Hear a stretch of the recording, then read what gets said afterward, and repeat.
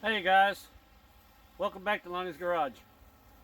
We're gonna jump right into this video. You can tell by the title of the video, you'll already know what it is. But this is a project announcement. Yes, I'm jumping on another new project, but this is something that I really enjoy more than building lawnmowers or go-karts or anything like that. But I'm building this for myself. Most of you all know that I've already done an LS swap on an 84 C10. Yes, it's really hot here. I'm sweating. But anyhow, we're going to do another LS swap. But this time, like I said, it's going to be for me. So I want me a pretty decent toy. So I'm going to spin you around here and show you what we're working with to start with.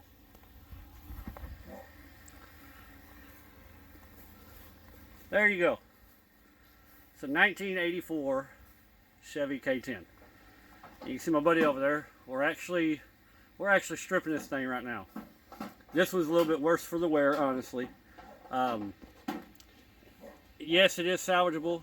Yes, I'm going to save a lot of the parts off of this and use it on this truck, but a lot of it I'm not. The bed,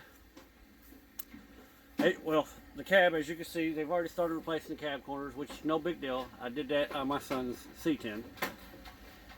But the bed, this side looks fairly decent. But then if you come around, you'll notice the floor is already starting to rust out on both sides.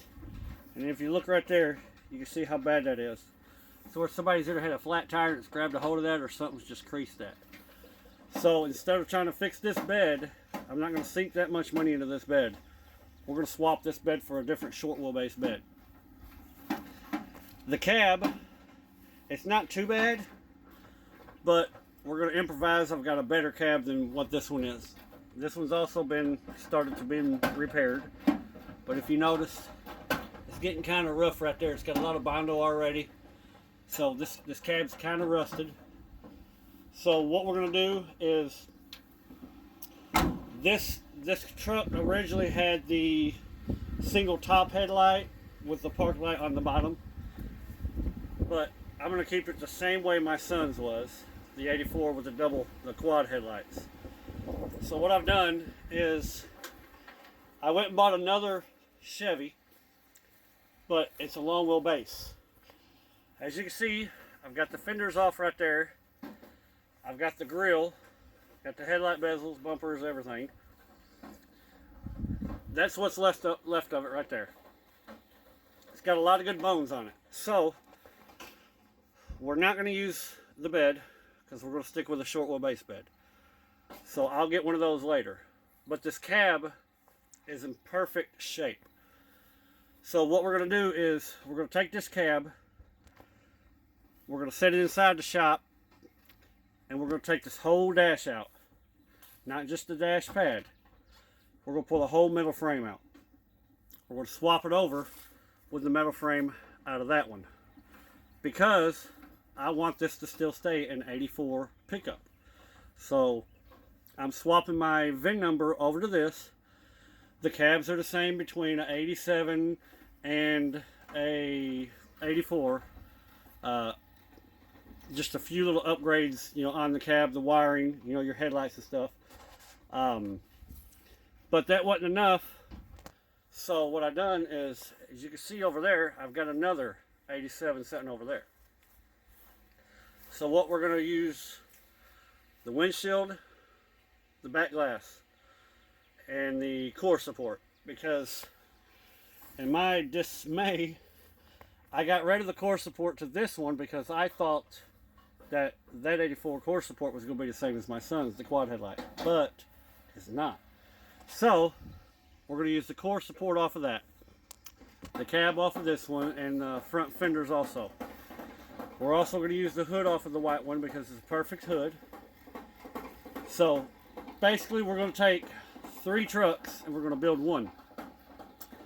But after that, later down the line, I'm going to use that cab and put it back on this 4-wheel drive frame.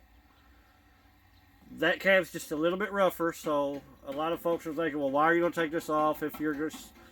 Because I'm going to build this truck later. So you're probably going to say, well, that's stupid to swap the cab off this truck onto that truck, and then that cab back onto this truck. Well, I'm doing that because right now I'm building the short wheelbase. So I want this cab on there because that cab needs just a little bit more work, but nowhere near as much as this one. I've got a good title to this one. I don't have a title to this one. That's the reason why I'm swapping the VIN numbers. And plus, I want to keep it an 84 truck to match my son's. Anyhow, the powertrain, it's going to be four-wheel drive. Y'all already know that. For right now, what we're going to run in this thing is, let me get you in the shop and I'm going to show you. I've been gathering some parts. Most of y'all know that I've got a 4L80 transmission. Okay, this is a two-wheel drive though. So, in order to make a two-wheel drive work for a four-wheel drive, I'm going to be bolting up a 208 transfer case. So in order for that to fit this 4L80, you have to buy an adapter. I went to Amazon and I got this adapter. Now, the tail shaft on a two-wheel drive sticks out longer than a four-wheel drive. I can take this whole thing apart, swap the tail shaft for a four-wheel drive tail shaft. But, since my tail shaft is splined all the way in, all I've got to do is cut down my drive shaft, or my tail shaft. And then, as you can see that plug right there, where my finger's pointing to, that's got a little hole in it. Take that plug out and put a freeze plug in the place of that. Then you have yourself basically a four-wheel drive 4L80 transmission. So, you know we're using the 4L80. Here's the best part. We're also using a 6.0 LS. We're going to completely do the wire harness. We'll do how-tos on the wire harness also. So, let me get this thing stripped out, me and my buddy, and we'll come back. Alright guys, a couple hours later, as you can see, there's the bed upside down. We flipped it off. And there is the short wheelbase four-wheel drive frame and running gear. As you can see, I've got some work to do, cleaning up, and somebody welded in these motor mounts, so I have to grind that off and get that all prepped.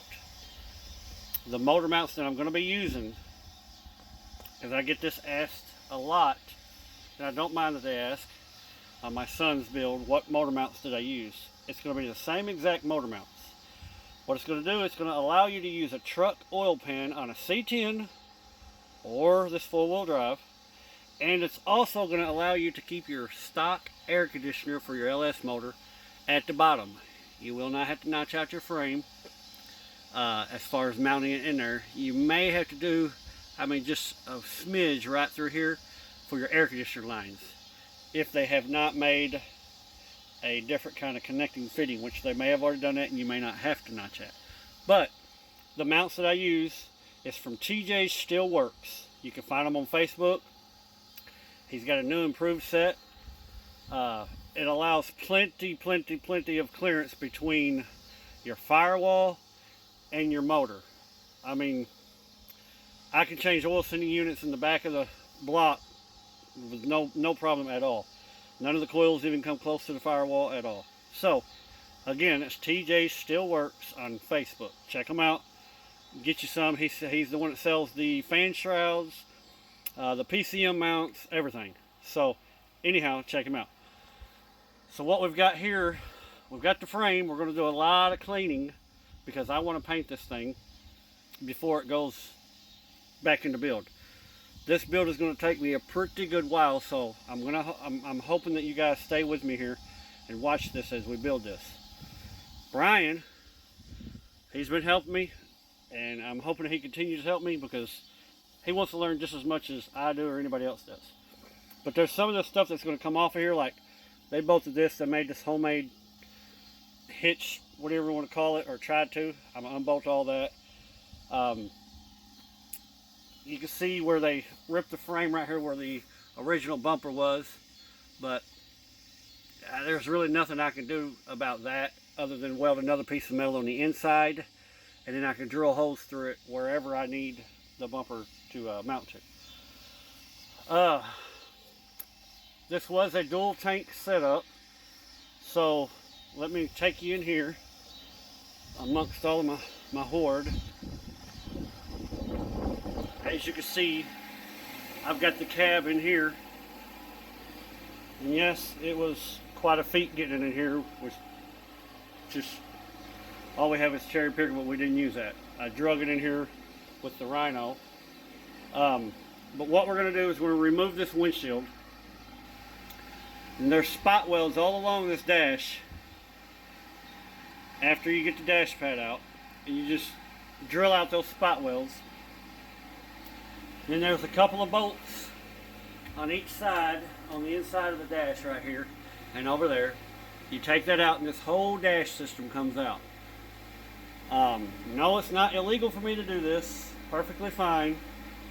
So nobody panic. I'm not trying to get anything stolen. Everything has been checked out. I've got a good title to this truck. I've got a good title to the white and red truck.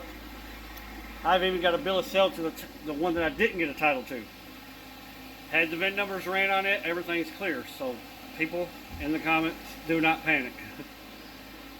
Yes, this is going to be quite a bit more work for me, but I'm doing this because I don't want to change the year of the truck. I want to keep it at 84. Like I said, I'm putting a whole lot more work on myself, but in the end, I'm the one doing it, not you. Sorry if it sounds rude, but that's the truth. Another thing, just a quick tip. On my son's build, I wanted to do a frame off build on that, but I couldn't. Because this reason right here.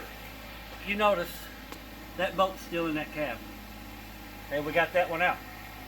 That one don't have a big washer, so that one just came right out. But the way I found to do that, whenever you're taking this off, the same thing happened on this one as the same thing happened on my son's.